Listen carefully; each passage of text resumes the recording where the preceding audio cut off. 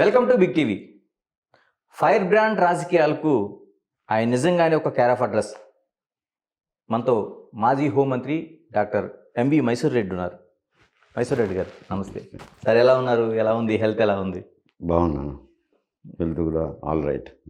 Sir, రెండు రాష్ట్ర రాజకీయాలని ఉమ్మడి రాష్ట్ర రాజకీయాలను చూశారు. ఇప్పుడు రెండు రాష్ట్ర విభజన తర్వాత కూడా రాజకీయాలను మీరు చూస్తున్నారు. ఏమనిపిస్తుంది? ముందుగా ఆంధ్రప్రదేశ్ రాజకీయాల్లో చాలా మార్పులు వచ్చినాయి, అలాగే తెలంగాణలో కూడా. ముందుగా ఆంధ్రప్రదేశ్ రాజకీయాలని ఆ మార్పుకి కారణం ఏంటంటే ఏం చెప్తారు? అంటే ఇప్పుడు విడిపోయిన తర్వాత ముందు చంద్రబాబు నాయుడు గారు వచ్చారు ముఖ్యమంత్రిగా. ఆ తర్వాత జగన్మోహన్ రెడ్డి గారు వచ్చారు. అక్కడ ఆదాయం వనరులు చూసుకున్నప్పుడు ఇక్కడికి అక్కడే ఎక్కువ ఉంటుంది ఆంధ్రప్రదేశ్లో. విడిపోకముందు ఏమనే వాళ్ళంటే ఇది సర్ప్లస్ స్టేటు, అది లోటు బడ్జెట్ ఉంటుంది అని అంటున్నారు. కానీ వాస్తవానికి రెవెన్యూ చూస్తే ఇక్కడ 1,10,000 కోట్లు విడిపోయినప్పుడు అక్కడ 1,20,000 కోట్లు ఆదాయం. కాబట్టి అది లోటు రాష్ట్రం అనేదానికి లేదు, ఇది మిగులు రాష్ట్రం అనేదానికి లేదు. కాకపోతే అక్కడ జనాభా ఎక్కువ, ఇక్కడ జనాభా తక్కువ అక్కడికంటే. అందువల్ల అక్కడ ఆదాయం ఎక్కువ ఉండేది. ఆయన వచ్చినప్పుడు కొంత ఈ అమరావతి అని అమరావతి మీదనే కాన్సన్ట్రేట్ చేసినాడు, మిగతా కార్యక్రమాల మీద ఏమిటి మీద లేదు. అందువల్ల అతనంటే విసిగిపోయినారు. జగన్మోహన్ రెడ్డి గారు కూడా నన్ను ఒక మారు చూడండి అని పాదయాత్రలు చేసినప్పుడు అయితేనేమి, ఇతర సమావేశాల్లో అయితేనేమి చెప్పడం వల్ల కొత్తగా వచ్చినారు కదా, ఒక మారు చూద్దాం లేట్ చేస్తారని ఇచ్చారు. ఇస్తే ఆయన ఏమి 9 నవరత్నాలని 9 పథకాలు పెట్టి అవి మాత్రం బటన్లు నొక్కడం, ఊరు కూర్చోవడము. వాటికి రెవెన్యూ సరిపోవటం లేదు. సరిపోక దాదాపు 10 లక్షల కోట్ల రూపాయలు అప్పులు చేశారంటే, ఒకవేళ గతంలో ఉన్నట్టు తీసేస్తే దగ్గర 9 లక్షల కోట్లు అప్పులు చేసినారు. ఇప్పుడు అప్పులకు వడ్డీలు కంతులు కట్టడానికి 55,000 కోట్ల రూపాయలు ప్రతి సంవత్సరం అయిపోతుంది. 55,000 కోట్లు చిన్న మొత్తం కాదు. 55,000 పోతే 1,10,000, 1,20,000 కోట్లలో 55,000 పోతే ఇంకేముంటుంది? మిగిలిన అమౌంట్కు 60% దగ్గర జీతభత్యాలు, పెన్షన్స్ ఉంటాయి. పోతే మిగిలినది ఏమి లేదు, ఆదాయం పెద్దగా ఉండదు. ఇంకా రాష్ట్రంలో అభివృద్ధి కుంటుపడిపోతుంది. ఊరికే సంక్షేమ కార్యక్రమాలు చేసుకోవాల్సింది, కూర్చోవాల్సింది. అది ఇప్పుడు ఉండే పరిస్థితి. మైసూర్ రెడ్డి గారు, మీరు అన్నట్టు జగన్మోహన్ రెడ్డి గారి పాలనలోన బటన్ నొక్కితే ఎవరికైతే సంక్షేమ పథకాలు వెళ్తున్నాయో, నవరత్నాలు కావచ్చు, మిగతా అవి కావచ్చు, అవి ఓట్ల రూపంలో వస్తాయని చాలా ఆశ పెట్టుకున్నారు. ఎందుకని జనాలు ఆ వైపు ప్రయాణించలేదు, విశ్వసించలేదు అసలు? ఇప్పుడు జనాలు అప్పుడు ఏమనుకునేవారంటే, మీరు విచారించుతుంటే ఈ వాళ్ళు చెప్పే విషయం ఏమిటంటే, ఇప్పుడు జిఎస్టీ వచ్చింది. జిఎస్టీ వచ్చినాక మీరు ఎక్కడికైనా వెళ్ళండి, ప్రతి బిల్లులోనూ సెంట్రల్ జిఎస్టీ, స్టేట్ జిఎస్టీ అని ఓ బిల్లు ఇస్తున్నారు. అందరికీ తెలిసిపోయినాయి ఏంటంటే మనం పన్ను కడుతున్నాము, మంది డబ్బు అనేది తెలిసిపోయింది. అంతకుముందు కమర్షియల్ ట్యాక్సెస్ ఉన్నప్పుడు లోకల్ ట్యాక్సెస్ ఎక్స్ట్రా అని రాసేవాళ్ళ, ఏంటియో ఎవరికి తెలియదు. ఇప్పుడు క్లియర్గా మెన్షన్ చేస్తున్నాను. మెన్షన్ చేసిన దానివల్ల మేము పన్నులు కడుతున్నాం కదా, ఆయన సొంత ప్యాకెట్ నుంచి ఇస్తున్నారా, మా డబ్బు మాకు ఇచ్చినారు కదా అని. ఓకే. రెండోది ఏమిటంటే, అదనంగా ఈ అల్పాదాయ వర్గాల్లో ఎవరైతే లబ్ధి చేకూరుతుంటారో అటువంటి కుటుంబాల్లో ఎవరో ఒకరో ఇద్దరు తాగేవాళ్ళు ఉంటారు, మద్యం సేవించేవాళ్ళు.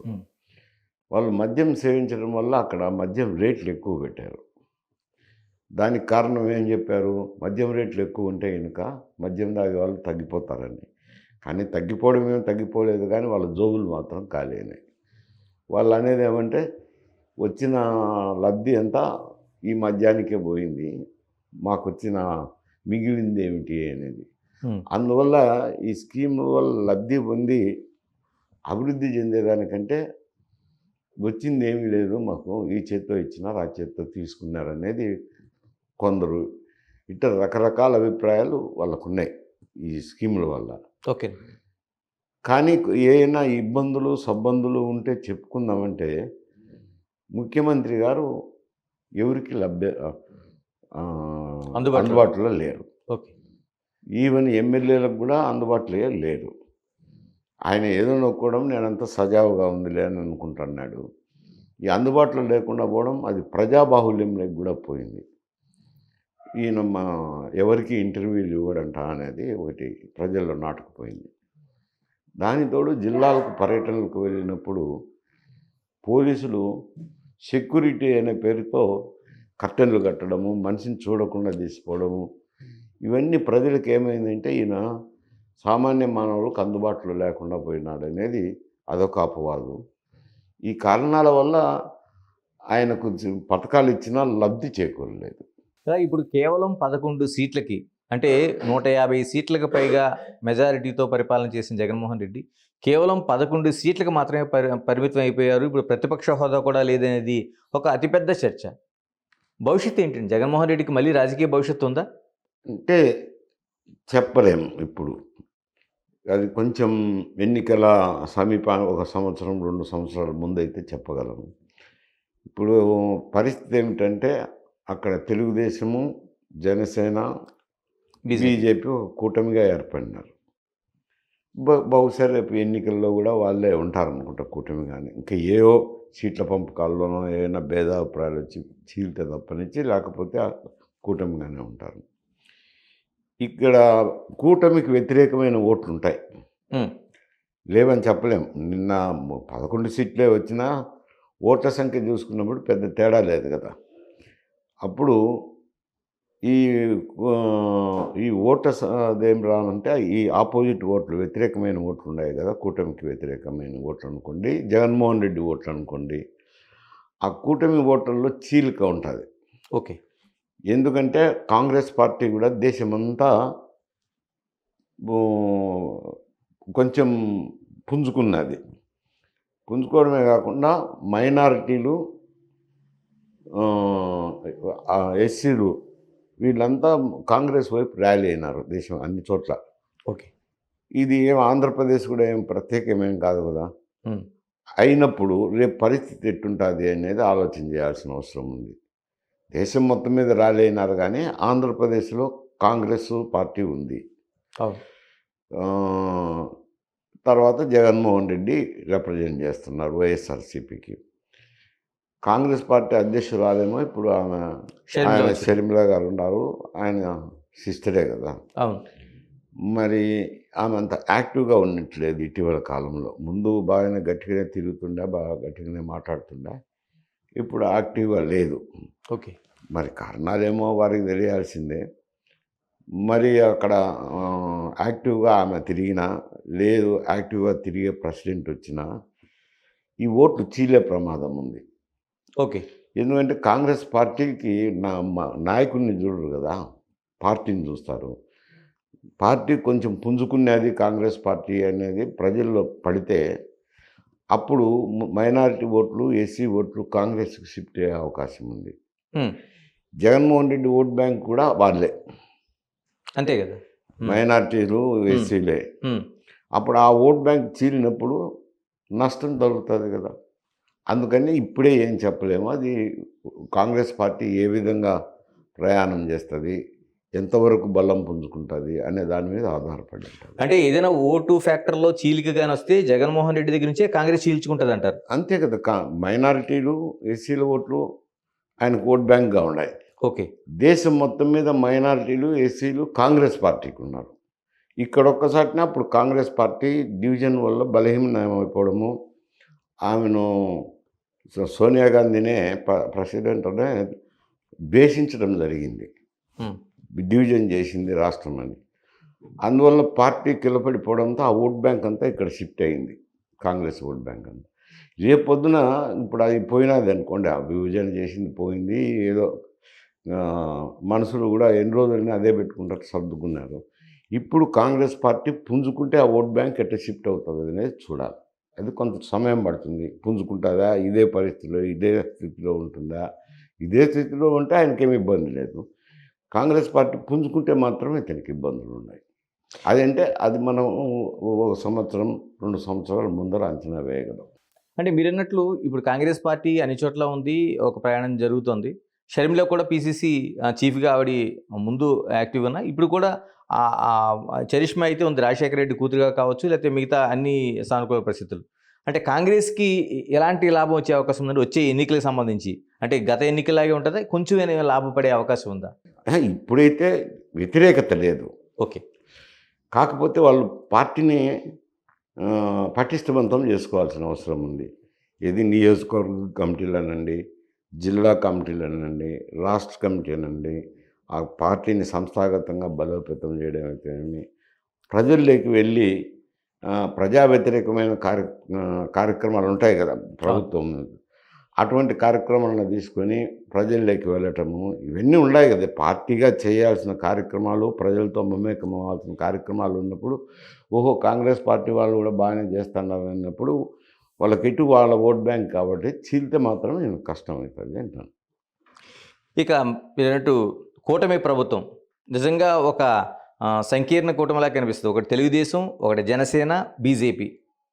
ఇప్పుడు పాలన సాగించి 1 ఇయర్ అవుతున్న సందర్భంలో కూడా అనేక విశ్లేషణలు చేస్తున్నారు. ఎందుకంటే ఒక భావ సారూప్యత లేని పార్టీల ప్రయాణం కాబట్టి ఎక్కడి వరకు వెళ్తుందనేది. మీరేమంటారు? అంటే అదేం కనిపించడం లేదు. ఎందుకంటే భావ సారూప్యత ఉందా లేదా అది వేరు సమస్య. బీజేపీకి అక్కడ స్థానబలం ఏం లేదు ఓకే. పెద్దగా. అవును. ఏదో కూటమిలో కొన్ని సీట్లు సంపాదించుకున్నారు. కొందరు శాసనసభ్యులు అయ్యుండొచ్చు, ఎంపీలు అయ్యుండొచ్చు, కానీ బలం అయితే లేదు. ప్రజాబలం కానీ, నా కార్యకర్తల బలం కానీ అక్కడ ఏం లేదు, నీళ్ళు. కాకపోతే జనసేనకి ఏమంటే రాష్ట్రం మొత్తం మీద జనసేనకు ఒక ఓట్ బ్యాంక్ అనేది ఉంది. ఓకే. ఎందుకంటే కాపు సామాజిక వర్గము, బలిజ సామాజిక వర్గము, వాళ్ళు వాళ్ళ పార్టీ అనేది వాళ్ళకు ఒక అభిప్రాయం ఏర్పడిపోయింది. ఇట్లా తెలుగుదేశం అంటే కమ్మ సామాజిక వర్గంలో ఉందో అట్లా బలిజ కాపు సామాజిక వర్గంలో మా పార్టీ అనేది ఉంది కాబట్టి ఒక ఓట్ బ్యాంక్ అనేది ఉంది. ఎంత పర్సెంటేజ్ అని నేను చెప్పలేను, కానీ కొంత పర్సెంటేజ్ అయితే ఓట్ బ్యాంక్ ఉంది. ఓట్ బ్యాంక్ ఉంది కాబట్టి వాళ్ళలో పొరపచాలు ఏమి లేవు.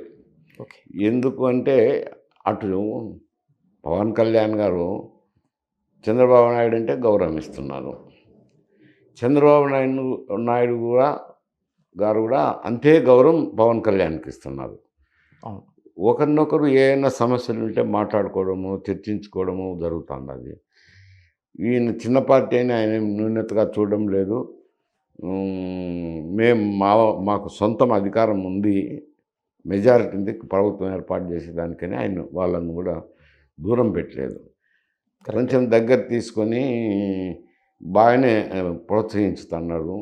సంబంధ బాంధవ్యాలు కూడా బాగానే ఉన్నాయి కాబట్టి ఒకటి స్టేట్మెంట్లు అవో ఇవో వచ్చిండొచ్చు, కానీ బట్ వాళ్ళలో అయితే అంతర్గతంగా చర్చలు అయితేనేమి ఇవి జరుగుతున్నాయి. విషయాలు కూడా ఒకరికొకరు తెలియజేసుకుంటున్నారు.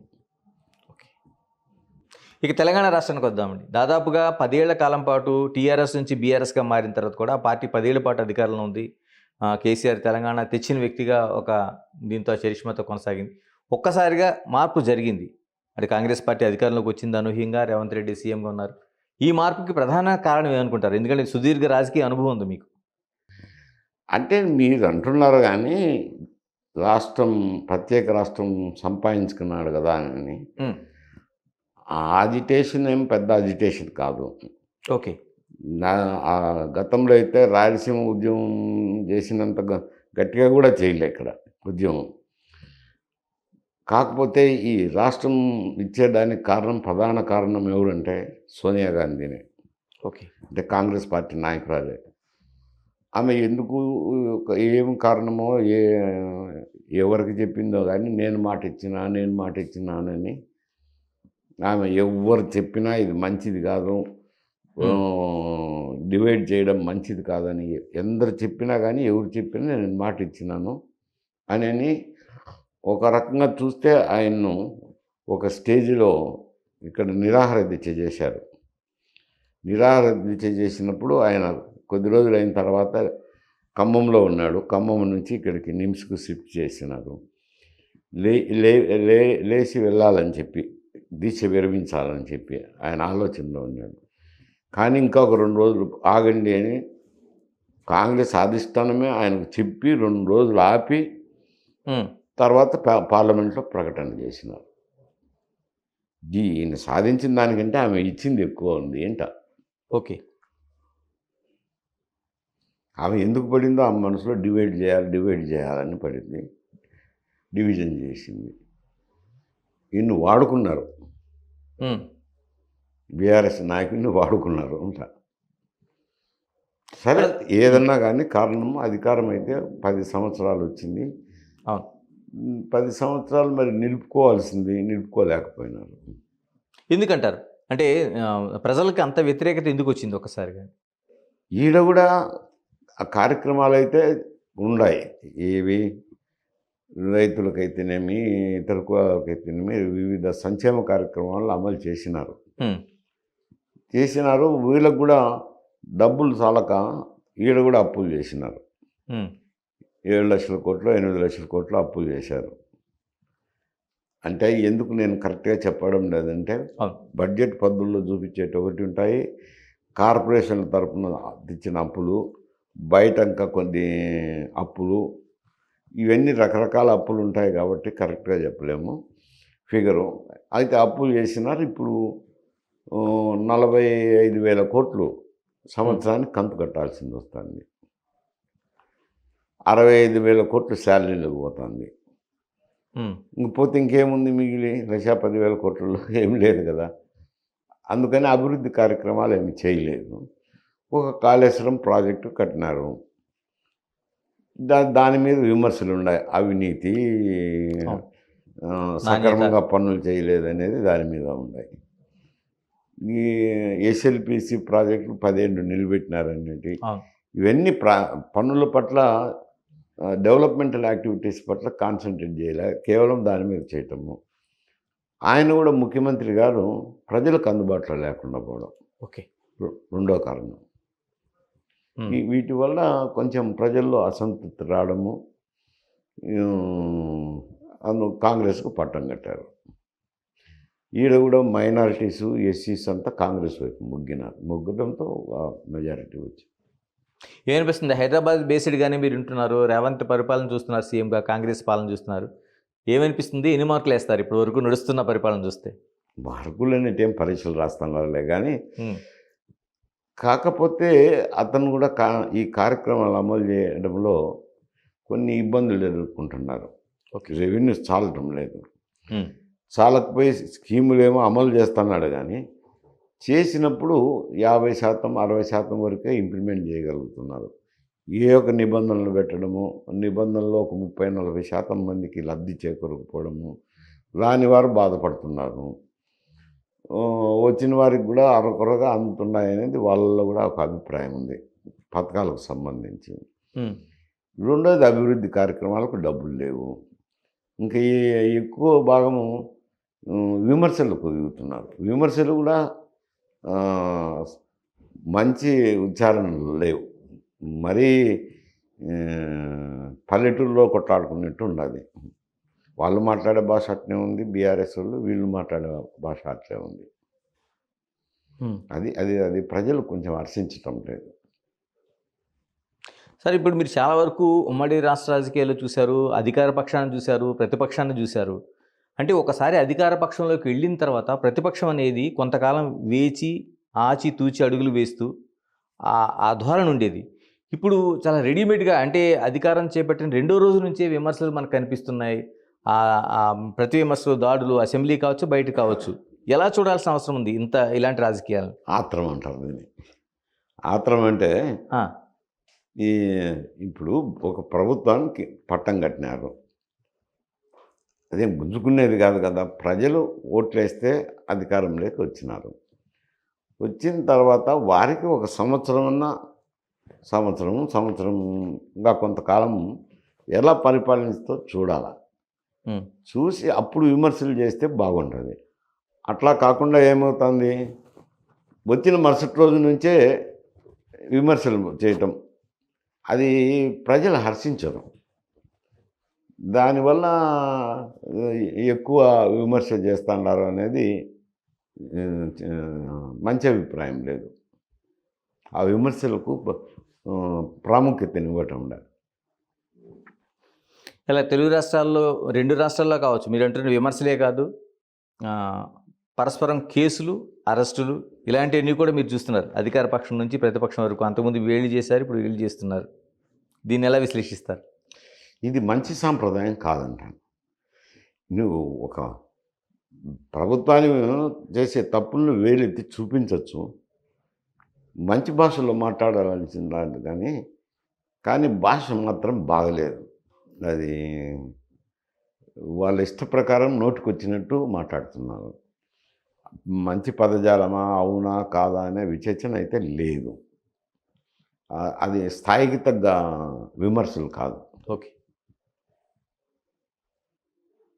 ఇలా మరోవైపు మనం కేసుల కోసం మాట్లాడుతున్నాం కాబట్టి వైఎస్ వివేక హత్య కేసు చాలా మలుపులు తిరుగుతుంది. అసలు సిబిఐ, సిఐడి ఇలాగ అనేక రూపాల్లో విచారణ జరుగుతుంది.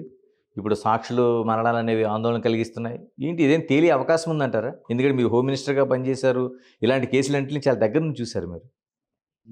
అది ఒక మర్డర్ కేసు. అవి అంత సాగదీయవలసిన అవసరం లేదు. ఎందుకంటే దాదాపుగా సంవత్సరం కాలంగా సిబిఐ వాళ్ళు ఇన్వెస్టిగేషన్ నిలిపేసినారు. సిబిఐ చేయటం లేదు కదా.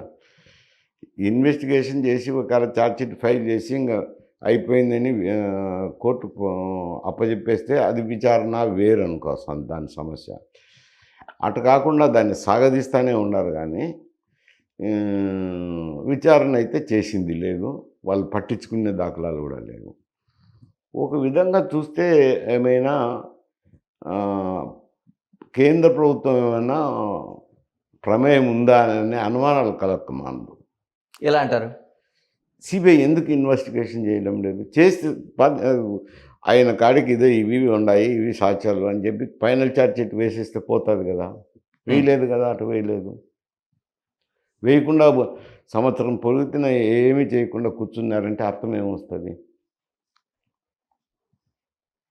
ఎవరైనా అర్థం చేసుకోవాల్సింది అంటారు. ఏమీ ఉలుకు పలుకు లేకుండా కూర్చున్నారు కదా అంట. అప్పుడంటే ఒకవేళ జగన్మోహన్ రెడ్డి ఉన్నప్పుడంటే వైఎస్ఆర్ ప్రభుత్వం వాళ్ళ ప్రభుత్వమే కాబట్టి స్థానిక పోలీసులు సహకారం అందించలేదు అనేది సిబిఐకి ఒక అపవాదం ఉన్నది. అప్పుడంటే అర్థం చేసుకోవాలి. ఇప్పుడేముంది, ఇప్పుడేమో వీళ్ళు వ్యతిరేకించరు, వ్యతిరేకించేది అయితే ఉండదు కదా. వాళ్ళు ఇన్వెస్టిగేషన్ సాఫీగా జరుపుకునే దానికి ఇబ్బందులు ఏమి లేవు కదా. మరి ఎందుకు చేసి ఫైనల్ ఛార్జ్షీట్ వేయలేకున్నారు? ఇప్పటికే 4 సాక్షులు చనిపోయినారు. చనిపోయారు, కీలకమైన సాక్షులు చనిపోయారు. మరి ఏమిటి అర్థం? ఎందుకు ఊరుకున్నారని అర్థం? ఇన్వెస్టిగేటింగ్ ఏజెన్సీ సిబిఐ అట్లాంటిది ఊరికి ఉందంటే ఏదో ఒక ప్రమేయం ఉండాల్సిందే కదా, రాజకీయ ప్రమేయం. సరే, ఇక మీ రాజకీయ జీవితం కోసం ఒకసారి మాట్లాడుకుందాం. తెలుగుదేశం పార్టీ కంటే ముందు కాంగ్రెస్లో చాలా సీనియర్ లీడర్గా ముందు నుంచి కూడా ప్రయాణం చేశారు. తర్వాత తెలుగుదేశం, తర్వాత వైఎస్ఆర్సీపీ. ఇప్పటికీ రాజకీయాలకు సంబంధించిన జీవితం అయిపోయినట్టేనా? ఇంకేమైనా ఉందా? నేను ఎందుకంటే దాని రాజకీయాల గురించి ఆలోచించేయటం లేదు. మొన్న ఎన్నికల్లో కూడా చాలామంది పాత నాయకులంతా వచ్చి లాస్ట్ టైం సార్ నిలబడండి, తప్పకుండా గెలుస్తారు మీరు అని కూడా నన్ను ఒత్తిడి చేశారు. సరే, నేను ఒక మాట చెప్పిన, ఇప్పుడు ప్రస్తుత రాజకీయాల్లో మేము నిలబడాలంటే అరువైతుందా చెప్పండి. ఎందుకంటే ఒక 2000 అనేది ఒక స్టాండర్డ్ ఫిక్స్ చేసేసినారు. ఓటుకు 2000. జగన్మోహన్ రెడ్డి గారే 2000 పంచాలా అని చెప్పి స్టాండింగ్ ఇన్స్ట్రక్షన్స్ వైఎస్ఆర్సీపీ వాళ్ళకి చెప్పి అటు పెట్టుకోగలిగిన మేతకు పెట్టుకోగలిగిన స్తోమతున్నోళ్ళు వాళ్ళకు కొంత ఆర్థిక సాయం చేసి నిలబెట్టారు. ఎవరు కూడా చూసింది ఏమిటి అభ్యర్థులు, వాళ్ళ రాజకీయ జీవితం ఏమిటి, వాళ్ళ గమామిషం ఏమిటి, వాళ్ళు ఎంతవరకు పనిచేస్తారు అనేది చూడలేదు. ఎన్ని కోట్లు ఖర్చు పెట్టగలుగుతావు, అది బేసిక్ అర్హత అయిపోయింది. అందుకని అటువంటి అభ్యర్థులకే ఇచ్చినారు. సరే వీళ్ళ అదే ధోరణిలో కూటమి అభ్యర్థులు కూడా కూటమి కూడా అదే ధోరణిలో ఎంపిక చేశారు. ఎంత ఖర్చు పెట్టుకోగలుగుతావు అనేది చూసి బేసిక్ అర్హత అయిపోయింది అది. ఈ రాజకీయ కుటుంబంలో నుంచి వచ్చినాడా, ప్రజలకు అందుబాటులో ఉంటాడా, పార్టీకి ఉపయోగపడతారా అనేవి ఇవేవి చూడలే. ఇంకా లేదు అదేవి. ఆర్థిక పరిస్థితి ఉందా, స్తోమత లేదా అనేది చూసి టికెట్లు ఇచ్చారు. సరే ప్రజలు వివిధ కారణాల వల్ల ఎన్నుకున్నారనుకోండి కూటమిని. ఇద్దరు అయితే అదే పద్ధతిలో ఇచ్చినారు. కింద చూసినప్పుడు కూడా ఎన్నికల ప్రచారంలో భాగమైతేనేమి, ఎన్నికల చివరి దశకు వచ్చినప్పుడు ఏమైతేనేమి, ఇద్దరు అభ్యర్థులు 75-80% నియోజకవర్గాల్లో 2000 పంచినారు. ఇద్దరి దగ్గర తీసుకున్నారు. వైఎస్ఆర్సీపీ దగ్గర తీసుకున్నారు, కూటమి అభ్యర్థుల దగ్గర తీసుకున్నారు. 2000 తీసుకుంటూ వచ్చినారు. ఇంకొందరు 3000, 5000 ఇచ్చిన కొన్ని ఎక్సెప్షనల్ కేసెస్ అనుకోండి. కొన్ని 1500 ఇచ్చినాయి. అవన్నీ ఎక్సెప్షనలే. జనరల్గా అయితే ఇది ట్రెండు. అది పంపిణీ చేసినారు. పంపిణీ చేసినాక వాళ్ళ ఇద్దరి దగ్గర తీసుకున్నారు. వాళ్ళు ఎవరికి ఏదలుచుకున్నారో, ఎవరి పట్ల అభిమానం ఉందో, ఏ కారణాల వల్ల అయితేనేమి, అభిమానం అనుకోండి, వ్యతిరేకత అనుకోండి, వాటితో ఓట్లు వేసినారు. కూటమి అభ్యర్థులందరూ గెలిచినారు. 11కి పరిమితమైనారు. ఈ డబ్బు అయితే ఇది తీసుకున్నారు. అందుకే నేను కూడా అనుకునేది ఏమంటే, ఈ డబ్బు ఇంత పంచాలంటే నా దగ్గర ఆర్థిక స్తోమత లేదు అని చెప్తే వాళ్ళు అర్థం చేసుకోగలిగినారు. ఎందుకంటే ఆ కాలంలో ఎవరో డబ్బు చేసుకునే వాళ్ళం కాదు కదా అని వాళ్ళు కూడా సరేలే సార్ దాని పరిస్థితి అని మళ్ళీ సర్దుబాటు చేసుకున్నారు. ముందైతే ఒత్తిడి చేశారు నిలబడమని, మళ్ళీ సర్దుబాటు. నేను కూడా ఇప్పుడు ఈ రాజకీయాల్లో ఉండలేం కదా, ఇంత డబ్బు ఖర్చు పెట్టాలంటే ఎక్కడి నుంచి తెచ్చి ఖర్చు పెడతాం. అందుకనే ఇంకా వద్దనుకున్నాను. అందులో వయసు కూడా 76 సంవత్సరాలు వచ్చింది. ఇప్పుడు ఈ వయసులో దానికి ప్రాకులాడడం ఎందుకు అని చాలా. అంటే 2 పార్టీలు అడిగినాయండి, లేకపోతే ఒక పార్టీ అడిగారు? నేనే అప్రోచ్ కాలేదండి నేను. ఎందుకంటే నా బరివి చూసుకోవాలి కదా. అంటే ఇంత రాజకీయ జీవితం, ఒక మంత్రిగా, హోంమంత్రిగా పనిచేశారు, ఇంత రాజకీయ జీవితం వచ్చిన తర్వాత కూడా ఇంకా డబ్బుల్ని చూసుకుని ఒక టికెట్ తీసుకునే పరిస్థితి ఉంటే ఎటువైపు వెళ్తున్నాయండి రాజకీయాలు? చెప్తుంది కదా నీకు, రాజకీయ కుటుంబం కానీ, రాజకీయ పరిస్థితిని కానీ ఈ అంచనా వేయలేదు. ఒకటే యార్డ్ స్టిక్. బేసిక్ అర్హత ఏమిట్రానంటే నువ్వెంత డబ్బు పెట్టుకోగలవు. నువ్వు బేసిక్ క్వాలిఫికేషన్ అది అయినప్పుడు ఏం చూస్తావు చెప్పు. ఎవరిని తప్పట్టాలండి? అంటే డబ్బులు తీసుకుంటున్న ప్రజల్ని తప్పట్టాలా, లేకపోతే ఇస్తున్న మీ రాజకీయ నాయకులను తప్పట్టాలా? ఈ వ్యవస్థను తప్పలు పట్టుకోవాల్సింది అంతేగాని, ఇప్పుడు ప్రజలను ఇస్తా అంటే తీసుకుంటామంటారు. మీరు ఇవ్వకపోతే కనుక వాళ్ళు తీసుకునేదేమి. వీళ్ళు ఏమంటారు, ఇవ్వకపోతే ఓటు రావు కదా అని నాయకులు అంటారు. కాబట్టి అది ఒక వ్యవస్థ తప్ప, వ్యవస్థ లేకపోయినారు అంట. ప్రజలు ఆలోచన చేయాల్సింది ఇది ఏమిట్రానంటే, ఇంత డబ్బులు ఖర్చు పెట్టిన తర్వాత 50 కోట్లు 60 కోట్లు ఖర్చు పెట్టినాక ఏ వ్యక్తి అయినా సంపాదించుకోవాలనుకుంటాడు కదా. ఈ 50 కోట్లే కాకుండా మళ్ళా వచ్చే ఎన్నికలకు కూడా సమాయత్తం అవ్వాలి కదా. అంటే శాసనసభ్యుడు అయినప్పటి నుంచి ఎక్కడ ఆదాయం ఉంది, ఏడ సంపాదించుకోవాలా, ఏ విధంగా సంపాదించుకోవాలా అనే దృష్టి మళ్ళింది. కానీ ప్రజల్లోకి కలవాలా, ప్రజలతో సంబంధాలు పెట్టుకోవాలా, ప్రజా కార్యక్రమాలు చేయాలనేది ఎవరికి ఆలోచన లేదు. ప్రజలు కూడా తీసుకున్నారు, అయిపోయింది. వాళ్ళు ఎట్టన్నా తిరిగి మన దావ మంది వాళ్ళ దావ వాళ్ళదైన కాడికి వచ్చేసినారు. ఎందుకంటే వాళ్ళు 2 రకాలు. ఒకటి ఓటుకు డబ్బు తీసుకోవడం అయితేనేమి, 2 సంక్షేమ కార్యక్రమాలు, ఏ పార్టీ వచ్చినా సంక్షేమ కార్యక్రమాలు ఇస్తారు. కానీ వాళ్ళు కూడా ఆలోచన చేయడం లేదు. మీ వారసుల ప్రయాణం ఎలా జరుగుతుందండి, రాజకీయ వారసులుగా ఉన్నవాళ్ళు? అంటే కుమారుడు ఏదో మున్సిపల్ చైర్మన్ అంత వేరకే ఉన్నారు. ఇక అందులోనూ నియోజకవర్గం అప్పుడు చీలిపోయింది కదా. అవును. అందువల్ల మేము ఆలోచన చేసేది పెద్ద పరిస్థితి లేదు అంట. మా నియోజకవర్గం అంతా ఒక సైడు, మా నేటివ్ మండలం ఒక సైడు పోయింది. అవును. మైసూర్ రెడ్డి గారు, ఇప్పుడు చాలా కాలం పాటు మీరు కాంగ్రెస్ పార్టీలో కొనసాగిన తర్వాత తెలుగుదేశానికి వచ్చారు. పోటీ చేసిన తర్వాత ఒకసారి ఓటమిపోయారు. మీకు రాజ్యసభ సీటు ఇచ్చిన తర్వాత కూడా మళ్ళీ వైసీపీ వైపు వెళ్ళాల్సిన అవసరం ఏమొచ్చింది? అంటే ఏమైనా బలమైన కారణాలు ఏమైనా ఏ ఉన్నాయా? కారణాలు ఏం లేవు. అయాచితంగా జరిగింది అది. నాకేం పోవాలని లేదు. వైఎస్ఆర్‌సీపీలో పోవాలని లేదు. తెలుగుదేశం పార్టీలో అన్యాయం జరిగిందనే భావన లేదు. ఆ! నేను ఆ దినం రాజ్యసభ అయిపోతానే పార్టీకి చంద్రబాబు నాయుడుని కలిసి థ్యాంక్స్ చెప్పి, సార్ పని ఉంటే పిలుస్తానండి వస్తాంటండే అని చెప్పిన. అప్పుడు ఎంపీగా ఉన్నప్పుడు ప్రతిరోజు ఇక్కడ హైదరాబాద్లో ఉంటే ప్రతిరోజు వెళ్తాంటిమి. ఢిల్లీలో ఉన్నప్పుడు ఢిల్లీలో ఉంటాంటిమి. ఆయన ఢిల్లీకి వచ్చినప్పుడు ఆయన అంటే తిరుగుతాంటిమి.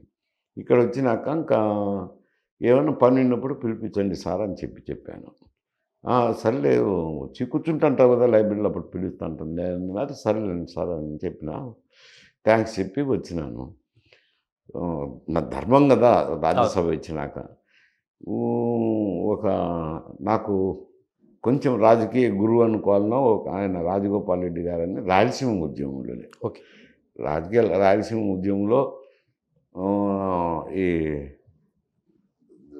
సమస్యలు చెప్పడం అయితేనేమి, ఉద్యమాలు చేయటంలో ఆలోచన చేయటమేమి ఆయన కొంచెం ఆయనకు అనుభవం ఉండి సలహాలు ఇస్తన్నారు. ఓకే. ఆయన కుమారుడు ఇక్కడ హైదరాబాద్లోనే ఉంటాడు. ఆయన కాంట్రాక్టులు అవి ఇవి చేస్తున్నారు. ఆయన జగన్మోహన్ రెడ్డి గారికి ముఖ్యంగా ఉన్నాడు. జగన్మోహన్ రెడ్డి గారికి ముఖ్యంగా ఉండి 2-3 మార్లు అడిగారు నన్ను. నా చేరాలంటన్నా పిలుస్తున్నాడు రావాలంట, పార్టీకి సాయం చేయాలంట అని. అంటే చూడు ఎల్లారెడ్డి, అతని పేరు ఎల్లారెడ్డి, బాగుండదులే, నేను ఏదో కాంగ్రెస్ పార్టీలో ఉన్నా. సరే రాజశేఖర రెడ్డి చేసిన పనుల వల్ల నాకు సరిపోక నేను తెలుగుదేశానికి వెళ్ళిపోయాను. నాకు పోవాలనే కాదు, పదవి మీద ఆశతో కాదు పోయింది. ఆయన చెరుపు చేసినారు కాబట్టి నేను వెళ్ళాల్సింది వచ్చింది అని చెప్పిన. ఎందుకు అది కూడా డిస్కస్ చేసిన. నేను 1994లో నేను ఆయనకి ఏమన్నా చెరుపు చేసినానా మంత్రిగా ఉండి కూడా ఎప్పుడు కూడా ఆలోచన చేయలే. కానీ 94లో నాకు వ్యతిరేకం చేసినారు. నియోజకవర్గంలో తిరిగి చేసింది మీకు తెలుసు కదా అని అంటే, అది తప్పేదన్నా చేసిండకూడదు అట్లా, ఒకటే పార్టీలో ఉండి అందులో కాంగ్రెస్ పార్టీలో ఉండి అని. మళ్ళీ మేము 98లో చేసాంలే ఆయనకు వ్యతిరేకంగా. అప్పుడు 4000తో ఎంపీ 4000తోనే గెలిచే కదా. మేమందరం మాకు వ్యతిరేకం చేసినారు కాబట్టి మేము 96లో వ్యతిరేకం చేసినాం. మళ్ళీ 98 వచ్చినప్పుడు మళ్ళా వచ్చాడు. నన్ను ఏదో జరిగిపోయింది, మీకు నేను వ్యతిరేకం చేసినా, మీరు నాకు వ్యతిరేకం చేసినారు, మనం ఒకటే పార్టీలో ఉన్నాము ఎందుకు అని అంటే, సరే మీరు చేసినారు కాబట్టి మేము చేసినాము, ఈ తూరు అయితే కాంగ్రెస్ పార్టీకే చేస్తాం నేను కూడా చెప్పినాం. ఓకే. చెప్పినాం. 98లో కాంగ్రెస్ పార్టీకి చేసినాము. మళ్ళా 1,00,000 ఓట్లతో గెలిచినారు. బాగానే ఉంది. అంతట్లో నువ్వు కాంగ్రెస్ పార్టీ లెజిస్లేటివ్ సెక్రటరీ కూడా ఇచ్చినారు. ఇచ్చిన తర్వాత ఒక చిన్న పంచాయతీ ఉన్నది, మా స్పెక్ట్రమ్ థర్మల్ స్పెక్ట్రమ్ స్టేషన్ ఉంది కదా, వారికి మామ అల్లుళ్లకు కుటుంబ తగాదాలు ఉన్నాయి, బాగా పరిష్కారాలు. మామ వచ్చి రామచంద్రయ్య దగ్గరికి పోయినాడు, శ్రీరామచంద్రయ్య, అప్పుడు ఆయన రాజ్యసభ మెంబరు. అల్లుడేమో మా దగ్గరికి వస్తున్నారు. అంటే అసెంబ్లీలో ప్రశ్నలు, థర్మల్ స్టేషన్కు సంబంధించి కరెంటు వ్యవహారాల గురించి, అప్పుడు రీఫార్మ్స్ మీద ఎక్కువ జరుగుతున్నది కదా, అవి అతను వస్తా మాకు దగ్గరైనాడు. దగ్గరైనప్పుడు రామచంద్రయ్య గారు ఒక మారు పిలిచి అడిగారు. మంచి మిత్రుడే కదా నాకు, ఎందుకంటే కాలేజ్ డేస్ నుంచి నేను పీయూసీలో ఉన్నా, ఆయన బీకామ్ చదివినాడు తిరుపతిలో. ఓకే. అందుకని మంచి ఫ్రెండ్స్మే.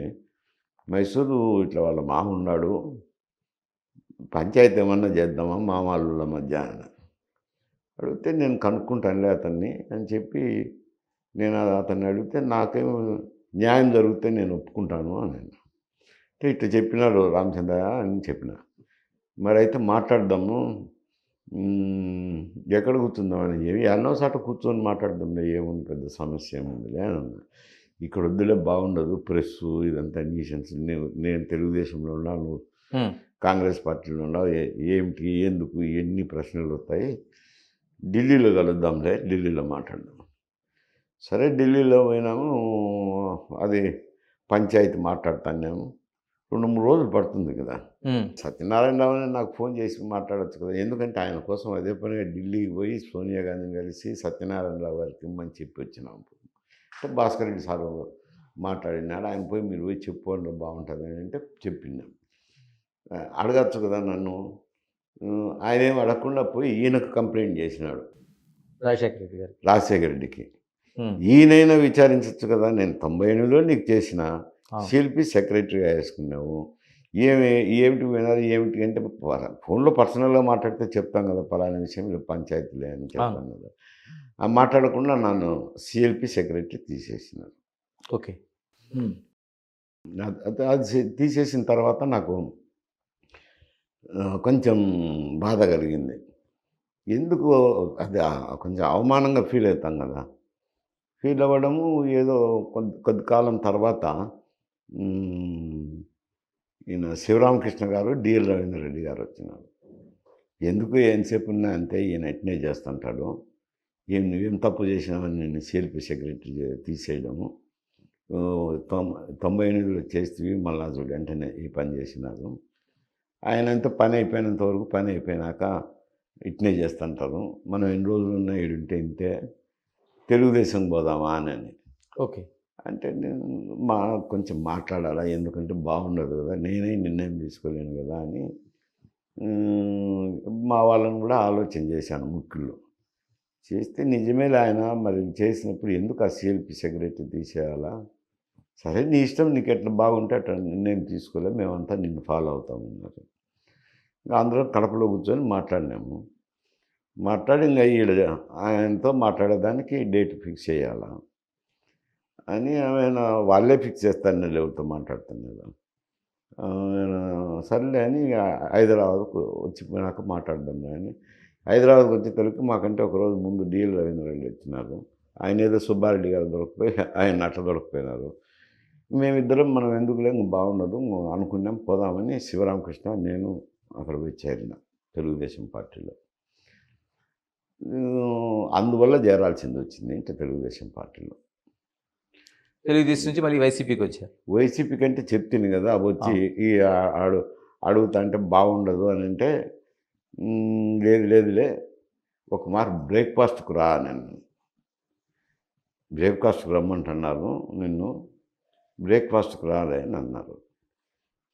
ఎందుకబ్బా బ్రేక్ఫాస్ట్ అంటే, ఏం బ్రేక్ఫాస్ట్కి ఎవరి దగ్గరికైనా పోతారు కదా, ఎనిమిది దగ్గరికైనా పోతారు కదా, ఏముంది అది తప్పేముంది అంటే, సరేలే బ్రేక్ఫాస్ట్కే కదా అని పోయినాము.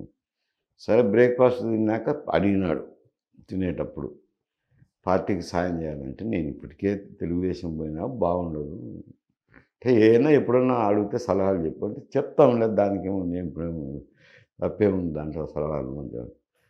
ఆయన బయటకు వచ్చేసరికి ఆ కండువాలు కప్పి ప్రెస్సు వాళ్ళ ఫాలోయర్స్ అందరూ నన్ను వైఎస్ఆర్సీపీ అంటే మీ ప్రమేయం ఏమీ లేదు, నా ప్రమేయం ఏమీ లేదు. బయట ప్రెస్ వచ్చినప్పుడు కూడా లేదు, ఏదో బ్రేక్ఫాస్ట్ మాట్లాడినాము, పార్టీలో చేయలేదు లేదు అని చెప్పినా ఆయన కొందరు అట్నే పెట్టినారు.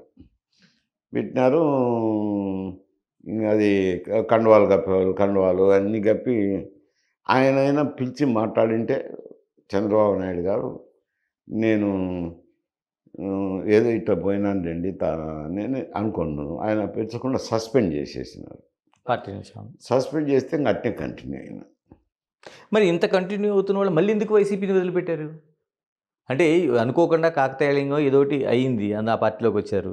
సరే ఏదో 2-3 సంవత్సరాలు పనిచేసినాము, కొంచెం ప్రవర్తన కూడా నచ్చాలి కదా. ఓకే. నచ్చకపోతే ఉండలేం కదా. ఎందుకు తెలియని అప్పటికి కాంగ్రెస్ నుంచి తెలుగుదేశం వద్దులేని అప్పటికి గుడ్ బై చెప్పేసిన.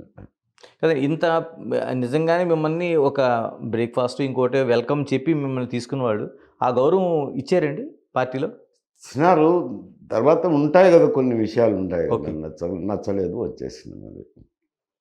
మీరన్నట్టు ఇప్పుడు కాంగ్రెసు, తెలుగుదేశం, వైసీపీ ఇలాంటి నిర్ణయాలు తీసుకుని అంటే మీ ప్రమేయం ఉండొచ్చు, ఉండకపోవచ్చు. నిర్ణయం తీసుకున్న తర్వాత ఇలాగ ఉండకపోతే బావుండేదని ఎప్పుడైనా అనుకున్నారా మీరైనా? కాదు, ఇదొక్కటే నాకు వైఎస్ఆర్‌సీపీలోకి వచ్చిందే ఓకే. ఆలోచన చేయకుండా అయాచితంగా జరిగింది. తెలుగుదేశం అప్పుడు నేను నా ఫాలోయర్స్‌తో మాట్లాడినా, ఇట్ట పరిస్థితులు ఉన్నాయని ఎక్స్‌ప్లెయిన్ చేసినా, హ్మ్. అందరూ సర్లే నీ భవిష్యత్తుకు చేరన్నారు, చేరినాను. హ్మ్. ఇక్కడ ఈ వైఎస్ఆర్‌సీపీకి వచ్చినప్పుడే అయాచితంగా జరిగింది అని చెప్తున్నాను. తెలుగుదేశంది ఏం లేదు. మహేశ్వర్ రెడ్డి గారు అంటే మీరు చాలామందిని సీఎంలు చూశారు. కోట్ల విజయభాస్కర్ రెడ్డిని చూశారు. తర్వాత నాదెండ్ల ఈ అందరిని చూశారు. చాలామంది జనార్దన్ రెడ్డి గారిని చూశారు. ఎక్కడైనా చిన్న విషయానికి గాని కోట్ల మైసూర్ రెడ్డి గారికి చిన్న తేడా వచ్చినా అంత బలమైన పట్టుదల ఏంటి అసలా? మీరు దేన్ని అక్కడ రాజీ పడకుండా ఎందుకు అంత బలంగా పోరాటం చేసేవాళ్ళు మీరు? ఏది ఈ ప్రతిపక్షంలో ఉన్నాను. ఏదైనా కావచ్చు. ఎక్కడైనా కావచ్చు. నేనేం ముఖ్యమంత్రి మీద ఎప్పుడు అని వ్యతిరేకంగా కాదు. పోలేదు. మిగతా పార్టీ వాళ్ళు ఎవరు వైఎస్ రాజశేఖర రెడ్డి కావచ్చు. అంటే ఒక మొండి పట్టుదల చివరికి మీరు ఇప్పుడు భాస్కర్ రెడ్డి కానీ, జనార్దన్ రెడ్డి కానీ క్యాబినెట్లో ఉన్నాము. వాళ్ళు సముచిత స్థానం ఇచ్చారు, గౌరవం ఇచ్చారు. చెన్నారెడ్డి గారు కూడా ముందు ఇస్తానని చెప్పారు. వివిధ కారణాల వల్ల ఇవ్వలేకపోయినారు. అయినా కానీ నేనేం మాట్లాడలేదు. ఈ ఈ నేనెప్పుడు ప్రతిపక్షంలో ఉన్నప్పుడు గట్టిగా పోరాటం చేసేవాడిని. అవును. ఎలక్ట్రిసిటీ రీఫార్మ్స్ మీద అయితేనేమి, ఇతర కార్యక్రమాల మీద అయితేనేమి, రాయలసీమ సమస్యలపైన అయితేనేమి, అవి ఎప్పుడు రాజీ పడకుండా గట్టిగా మాట్లాడేవాడిని అంట. ఇలాగ రాయలసీమ ప్రస్తావన తీసుకొచ్చారు కాబట్టి రాయలసీమ ప్రత్యేకంగా ఉండాలి. రాయలసీమ పరిరక్షణ అనేది ఒక ఉద్యమంతో ఉందా ఇప్పుడు? అయిపోయినట్టేనా ఉద్యమం? అంటే అప్పుడు జరిగింది. హ్మ్. జరిగినాక మేము అధికారంలోకి వచ్చినాక ఉద్యమం అంటే ఎట్టయితది? మీరే అధికారంలో ఉన్నారు, మీరే చేయండి అంటారు కదా. హ్మ్. అప్పుడు ఇంగా వీలున్న కాడికి అప్పుడు గాలేరు అయితేనేమి, అందరి అయితేనేమి, రోడ్లు అయితేనేమి, మన పివి నరసింహరావు గారు ప్రధానమంత్రి అయినప్పుడు Hyderabad to Chittoor national highway ఇచ్చాము. హ్మ్. తర్వాత మీటర్ గేజ్ ఉన్నది. ఇది సికింద్రాబాద్ నుంచి గుంటకల్ వరకు మీటర్ గేజే ఉన్నది. దాన్ని బ్రాడ్ గేజ్ చేయించడం. దానికోసం పివి నరసింహరావు ప్రధానమంత్రి గారు నిలబడినప్పుడు ఆయన అడిగాం. ఏం సార్, మాకు కొన్ని కోరికలు ఉన్నాయి అని.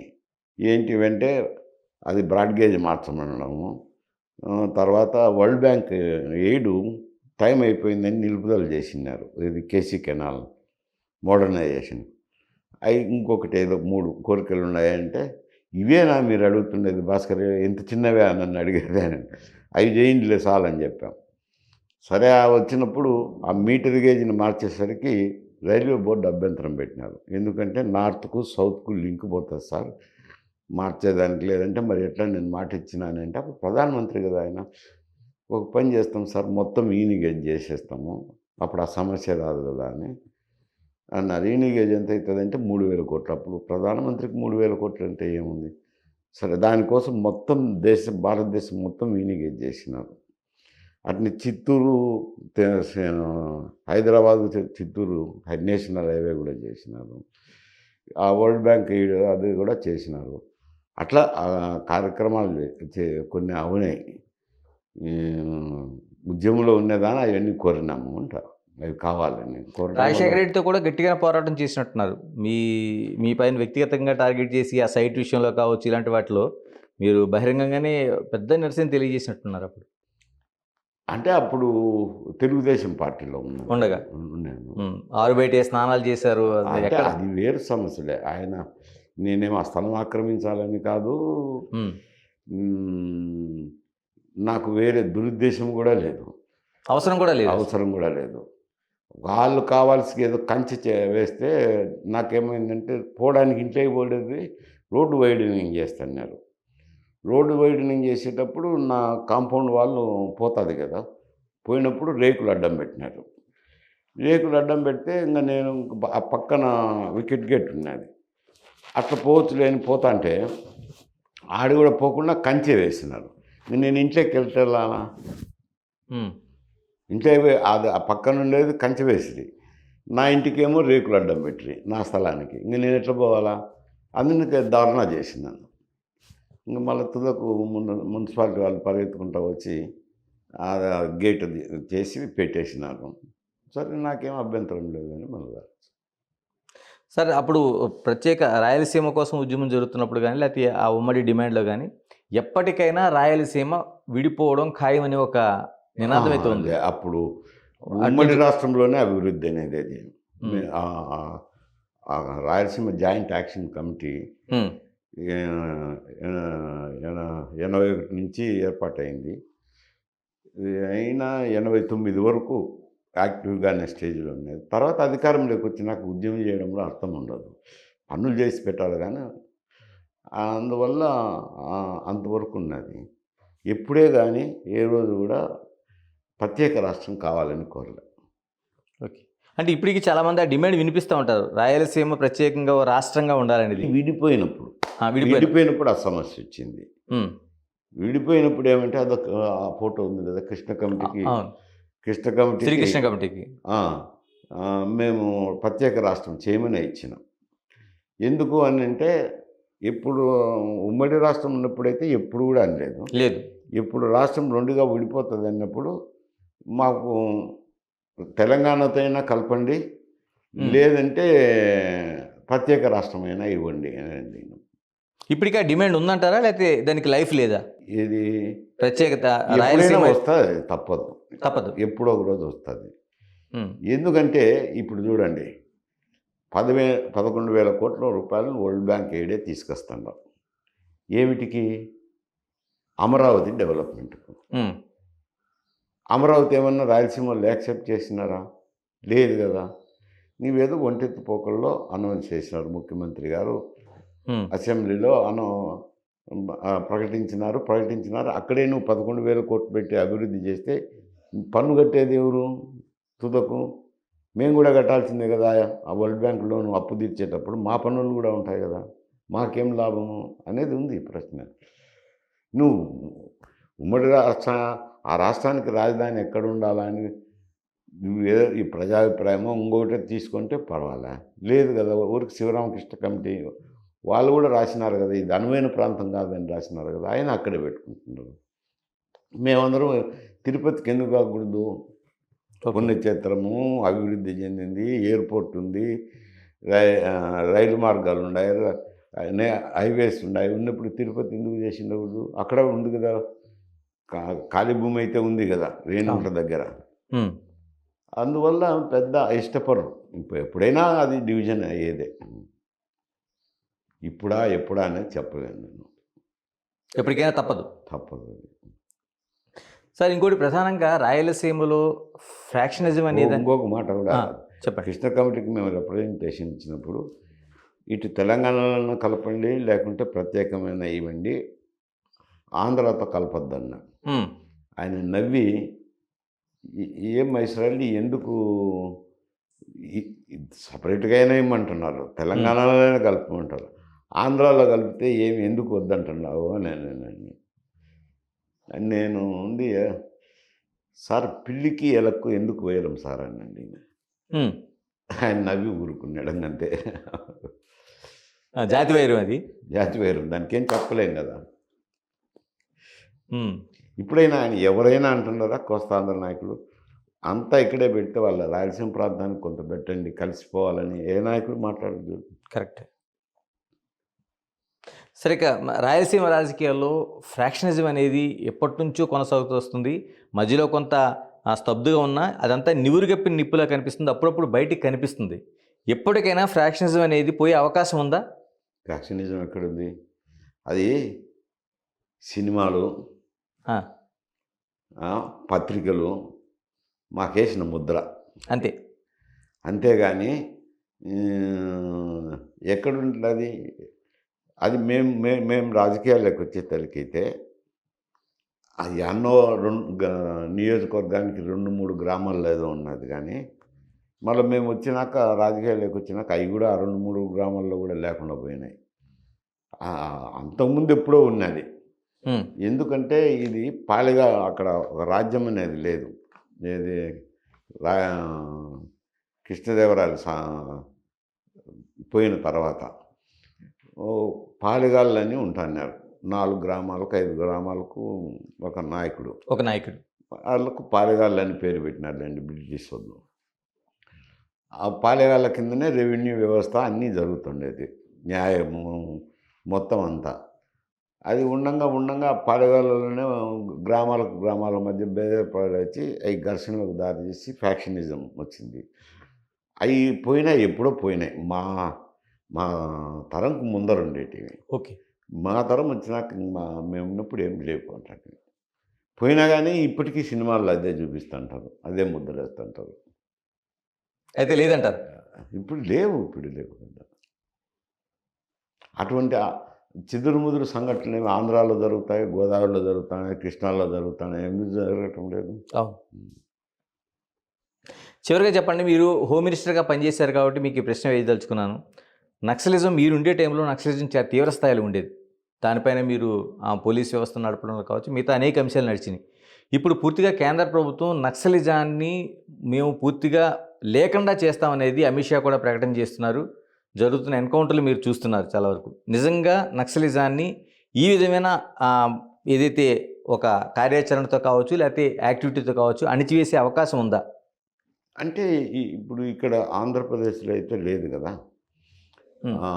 అప్పటి నుంచి ఏ పాలసీలు అయితే మొదలు పెట్టినామో అదే పాలసీలు చంద్రబాబు నాయుడు గారు కూడా వచ్చిన తర్వాత కంటిన్యూ చేశారు. రాజశేఖర రెడ్డి అదే కంటిన్యూ చేశారు. అంతటితో ఈ ఆంధ్రప్రదేశ్లో ప్రభావం పోయింది. అది ఇక్కడున్న నాయకులు అక్కడ పోవడము, ఛత్తీస్గఢ్ అక్కడ పోవడము, అక్కడ స్థావరాలు ఇవన్నీ చేసి అక్కడ జరుగుతుంది. ఇప్పుడు కేంద్ర ప్రభుత్వం అవి చిన్న రాష్ట్రాలు కాబట్టి 2-3 రాష్ట్రాలకు సంబంధం ఉంది కాబట్టి కేంద్ర ప్రభుత్వమే చొరవ తీసుకున్నారు. కేంద్ర బలగాలతోనే నడిపిస్తున్నారు. అప్పుడు మా రాష్ట్ర పోలీసు యంత్రాంగమే చేసేది కార్యక్రమం. ఇప్పుడు కేంద్ర బలగాలు వచ్చినాయి. కొంచెం నిన్న ఈ దినం పత్రికలో స్టేట్మెంట్ చూస్తే మీరు కాల్పులు విరమిస్తే మేము శాంతి చర్చలకు సిద్ధము అని ఇచ్చినారు కదా. అంటే అర్థమైతే తగ్గిందనే అర్థం కదా. అంటే వైఎస్ ఉన్నప్పుడు కూడా ఇలాగే ఇచ్చారు. ఒక చర్చలు కూడా జరిగినాయి. వైఎస్ రాజశేఖర రెడ్డి ముఖ్యమంత్రిగా ఉన్నప్పుడు కూడా లాస్ట్ దశకు వచ్చిందిలేండి. లాస్ట్ దశకు వచ్చినప్పుడు ఇంకా వాళ్ళు సర్దుకొని వెళ్ళిపోయినారు. ఎందుకంటే మేము ఏదైతే కంటిన్యూ చేసామో అదే చంద్రబాబు నాయుడు గారు కూడా కంటిన్యూ చేసినారు. అదే తుది దశకు వచ్చినారు. అప్పుడు చర్చలు అని చెప్పి ఏదో చర్చలు చేస్తారు. ఇప్పుడు ఏమనుకుంటున్నారు, చర్చలు జరిగే అవకాశం ఉందా, లేకపోతే ఎవరి విధానాలతో వాళ్ళు ప్రయాణించే అవకాశం ఉంటుంది? అంటే ఎవరైనా ప్రభుత్వం కోపం ఏముంటుంది? ఓకే. శాంతి భద్రతలు కాపాడాలనేది దృక్పథం ఉంటుంది. చర్చించుతాము, పరిష్కరించుకుంటాము అని అంటే పిలుస్తారేమో అంట.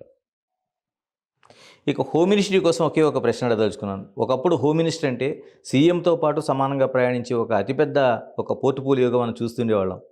ఎందుకని ఇప్పుడు అమ్మచాటి బిడ్డలాగా అయిపోయిన పరిస్థితి హోమ్ మినిస్ట్రీ ఎక్కడైనా కావచ్చు, రాష్ట్రాలకు సంబంధించి? అంటే ఇది రాష్ట్రాలకు సంబంధించి ఏమవుతుందంటే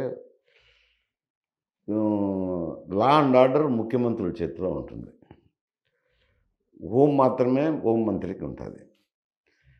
లా అండ్ ఆర్డర్ అంటే రెవెన్యూకు సంబంధించి లా అండ్ ఆర్డరు, హోంకు సంబంధించి లా అండ్ ఆర్డరు రెండు కలిసే ఉంటాయి. అప్పుడు గతంలో ఒక్క వెంగళరావుకు మాత్రం లా అండ్ ఆర్డరు, హోము 2 ఇచ్చినారు. మళ్ళీ ఎవరికి ఇవ్వలేదు. ఒట్టి హోంమంత్రి అయితే కనుక ఎవరు వినేవారు ఉండరు. నేనున్నప్పుడంటే నా పరిస్థితి వేరు. భాస్కర్ రెడ్డి గారు ముఖ్యమంత్రిగా ఉన్నారు. మీరున్నప్పుడు కూడా మీ దగ్గర లా అండ్ ఆర్డర్ లేదు? లా అండ్ ఆర్డర్ లేదు. జనార్దన్ రెడ్డి గారు ముఖ్యమంత్రిగా ఉన్నారు. వాళ్ళు మీరు మాట్లాడుకొని డెసిషన్ తీసుకొని చెప్పుకోండి అని నాకు కొంచెం ఫ్రీడమ్ ఇచ్చినారు. వాళ్ళకు నమ్మకం ఉంది కాబట్టి ఫ్రీడమ్ ఇచ్చినారు కాబట్టి కొంచెం నాకు ఇబ్బంది లేకుండా ఉన్నది. ఇప్పుడు ప్రస్తుతం వచ్చేసరికి లా అండ్ ఆర్డర్ ముఖ్యమంత్రి చేతుల్లో ఉంటుంది. హోమ్ మినిస్టర్ గారు ఒక డమ్మిని పెట్టుకుంటున్నారు కాబట్టి ఏం చేసేదానికి ఆయన చేతుల్లో ట్రాన్స్ఫర్లు ఉండవు. ఆయన ఎస్ఐని వచ్చి ఎస్పీ చేస్తారు, ఇన్స్పెక్టర్ని వచ్చి డిఐజీ చేస్తారు, డిఎస్పీలను వచ్చి డీజీపీ చేసుకుంటారు. మిగతా ఐపీఎస్ ఆఫీసర్లందరినీ ముఖ్యమంత్రి ఆఫీసులో జరుగుతాయి. కనీసం ముఖ్యమంత్రి లా అండ్ ఆర్డర్ మీటింగ్కు పోలీసు యంత్రాంగం బదిలీలు జరిగేటప్పుడు పోలీసు యంత్రాంగం పై నిర్ణయాలు తీసుకునేటప్పుడు హోంమంత్రిని పిలిపించి మాట్లాడితే కనీసం గౌరవంగా ఉంటుంది. అది కూడా ఏం పిలిపిస్తానట్లేదు. అందువల్ల పెద్ద పట్టించుకోవడం ఉంటారు. నిమిత్త మాత్రులుగా ఉండాలి. థ్యాంక్ యూ మైసూర్ రెడ్డి గారు, థ్యాంక్ యూ వెరీ మచ్. ఇది టోటల్గా ఉండే రెండు రాష్ట్రీయ రాజకీయాలు కావచ్చు, ప్రతిపక్షాలు అధికార పక్షంలో ఉండే ఆ తొందరపాటు చర్యలు కావచ్చు, ఉపయోగిస్తున్న భాష కావచ్చు, లేకపోతే తీసుకుంటున్న ఆర్థికపరమైన నిర్ణయాలు కావచ్చు, వీటన్నిటికీ కూడా గతంలోతో పోల్చితే అవి కొంత కింది స్థాయిలో ఉన్నాయనేది పూర్తిగా మైసూర్ రెడ్డి స్పష్టం చేస్తున్నారు. మరోవైపు ఏదైతే రాజకీయాల్లో హుందాతనం పెరగాలనేది చెప్పడంతో పాటు డబ్బు ప్రభావితం చూపిస్తున్న ఈ రాజకీయాల్లో తనలాంటి వాళ్ళు ఇమడలేను అనేది ఒక సంకేతాన్ని అయితే వ్యక్తం చేశారు. Keep watching Big TV. This is Ganesh. For more videos like this, subscribe Big TV channel.